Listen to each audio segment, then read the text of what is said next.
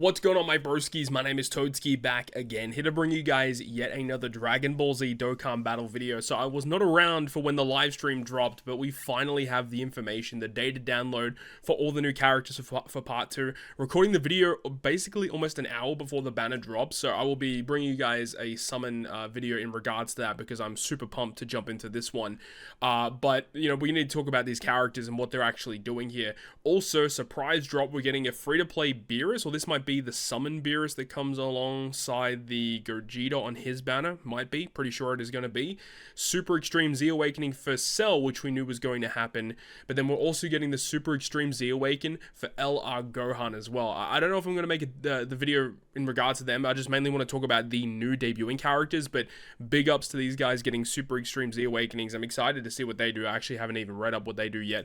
But let's go ahead and start off with the big man himself. We got Vegeta plus Goku, obviously being fusing into Super Gogeta.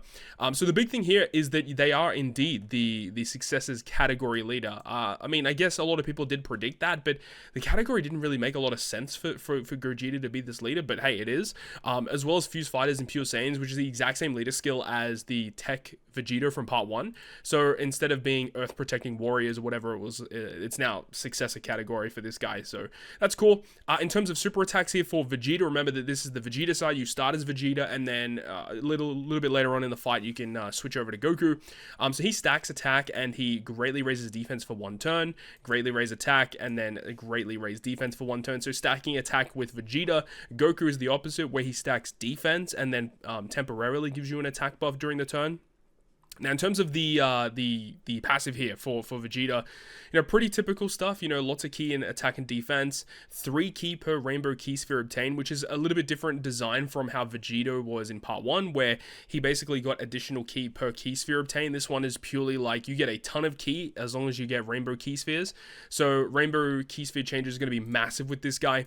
He was also a support for the successor and fusion category, which is pretty massive, giving 1 key and 40% defense, which is fantastic. And then for the first 3 turns from his entry turn, you get 300% defense and guard. So this guy's actually pretty decent defensively. Like, obviously he's not like amazing, like he doesn't have crazy damage reduction or anything, but still being able to provide like pretty decent defensive stats as well as providing guard, like that's solid for sure. But no major damage reduction, which is obviously a big problem. But still, he should hold up decently defensively. And then when he attacks, he gets further attack and defensive increase. So it's slot 2, slot 3. He's obviously going to be very, very good. And then if you have 10 or more key when he attacks, super effective against all types, which is, you know, very Gogeta-esque. And then with 20 or more key, additional super attack, 2nd or 3rd attacker in the turn, you get the guard as well. So they're double dipping on the guard, basically. Like, if you keep Vegeta up while, you know, the first 3 turns have passed, then at least you can still achieve guard and the additional, or a chance of getting additional super attack. Yeah, at least you do get an additional attack either way as the 2nd or 3rd attacker. And then when you reach the 4th turn, that's when Goku can appear. So we can switch over to Goku real quick. So with Goku, if I click the button right, I'm pretty sure I clicked Goku. Okay, so we have the Goku side of things here. So Goku is a little bit different, where he has 5 key and 200% stats. Again, pretty similar things here. The support that he provides is an attack buff instead of defense. Whenever he attacks, though, you get 100% attack, and you get the launch additional attack, great chance of super. And every time he takes an attack, you get the 200% buff to defense. And then when you receive an attack with 10 or more key, you get chance of evading plus 10%, and then 20 or more key, you get the additional super. But if he is the first attacker in the turn, you get guard and great chance of avoiding enemy attack. I'm not 100% sure what great chance is. I think pretty sure it's in the realm of like 70-ish%. So this could be potentially 80% chance. It's in that realm. It's a very, very high chance to dodge. Plus you get guard, and then whenever he gets an attack, you get the 200% buff as well. So that's pretty solid. Obviously, dodge is going to be pretty valuable here. Whenever you switch into Goku, being able to almost guarantee dodge if you have a lot of investments is pretty solid, right? It's pretty good. So I like that for sure. And then of course you get access to Gogeta. So Gogeta is from the 5th turn from the start of battle, and you have to be in the Vegeta form to do it. And then when this guy comes out, it's crazy. I've already seen some crazy clips of people using the data download and stuff with this guy, and he looks kind of cracked. The big thing about him is that when you perform the fusion is when you can access his active skill, and this active skill giving all allies 54% attack and defense for that turn is nuts, as well as super effective against all types for all allies. And then you also get a lot of rainbow key spheres. This 54% stats to all of your allies is crazy, because being able to stack this with Vegito, can you imagine having these two guys out in the same rotation, giving Vegito that amount of stats, plus you can have Vegito doing target mechanic plus counters. This combo might be legit one of the best rotations in the game, straight up. It's such a crazy combo. I can't wait to see it. So yeah, that's pretty wild, right? And this guy has a lot of other stuff here. He nullifies negative effects, so locking, sealing, stunning, doesn't affect Gogeta at all, which is very rare. Like, this doesn't really happen much in Dokkan at all. So the fact that this guy does that is crazy. Guaranteed crit. Again, still providing support, which is awesome.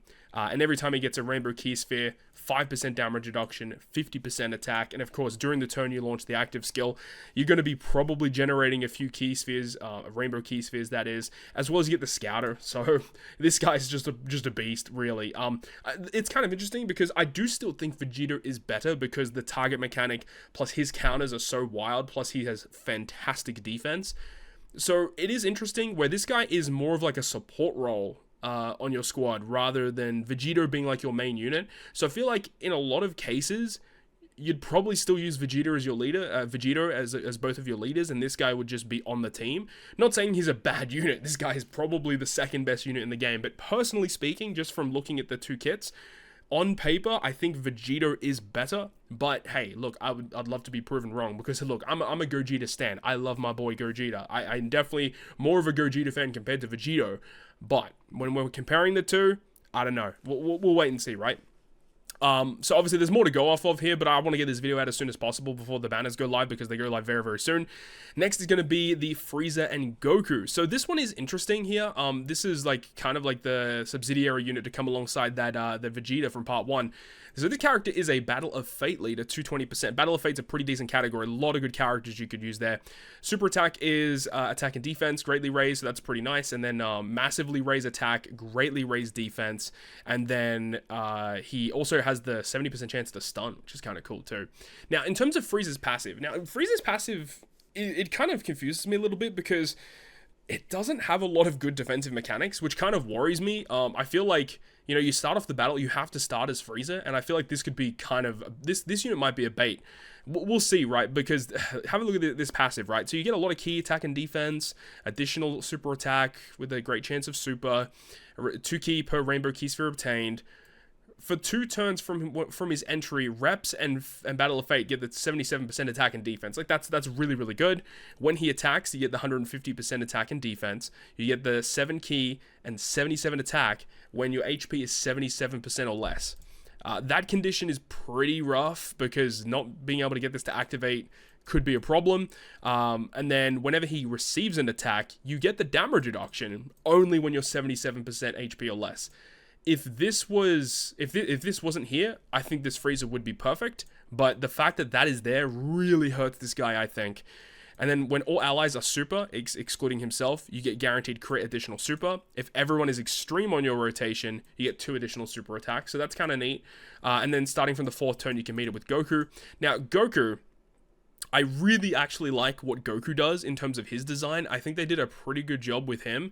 It's just crazy when you read the 2 of these units, like, back to back. It's kind of wild that Goku just seems a lot better when it would actually show up. Okay, so we finally have Goku up here. So when Goku arrives here, this is his passive, where you get the same sort of thing, 7 key, 200% stats, he gets guard, and then he also gets 2 key per rainbow key sphere. Whenever he attacks, you get an additional super attack if you have 77% or more HP, but by the time you get to that point, I mean, you might not even be at that threshold anymore, you know, and then when you receive an attack, you get the stats, 77% defense when you have 77% or more. So then, again, that could be an issue, because when you are reaching Goku by the 4th or 5th turn, that could be a problem where he might not even have that HP anymore. Every time you get key, you get 17% attack and defense, which is quite good. And then anytime he collects a rainbow key sphere, 59% damage reduction and super effective against all types. Like, that effect is great. So being able to receive an attack, you get this and you get this. I kind of like Goku a lot better for sure. And of course, they both have different active skills. So this is Goku's active skill. So you get the 77% HP recovery. So I suppose if you change into Goku, you can activate this immediately to get that recovery back, which does allow you to get this to work. I guess that does make sense. You also get the attack buff. And then Frieza, on the other hand, with his effect, with his active skill, you greatly raise attack temporarily, ultimate damage, and then all attacks become critical hits, right? So the way that I see it is that this unit seems pretty decent, but I'm not that excited about this unit overall. I don't think this is the unit that the Reps team needed or Universal Survival Saga needed. After seeing what Vegeta was doing in part 1, I was really hopeful that this unit was going to be a really nice support for the Universal Survival Saga / Reps of Universe 7. Unfortunately, I just don't think it really falls into that. This unit's decent for sure, but I'm not that excited about this unit. Speaking of exciting units, though, I'm really pumped to see Super Saiyan 2 Gohan in action. The animations for him look quite incredible. So let's have a brief look at him. He's a full power lead. This, I kind of like the full power category. It's pretty decent. The only real issue is that there are some other conditions that are not related to full power, which I think is kind of weird. But either way, he gets a pretty typical looking super attack and defense for 1 turn, lower defense. I mean, lower in defense is kind of whatever, but still seems pretty interesting.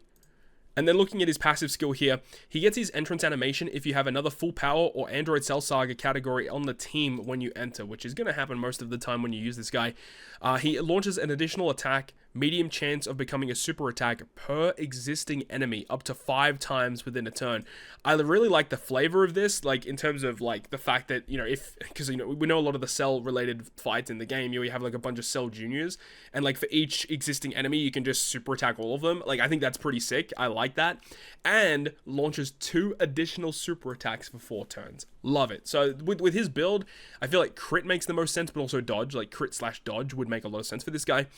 His basic effect, 5 key, 258% attack and defense, guard, 20% damage reduction, obviously great looking so far. 1 key per key sphere obtained, so lots of key. Whenever he attacks, more attack. Every attack performed, 1 key. And then also 10% attack and defense, so after 8 attacks, he gets fully built up.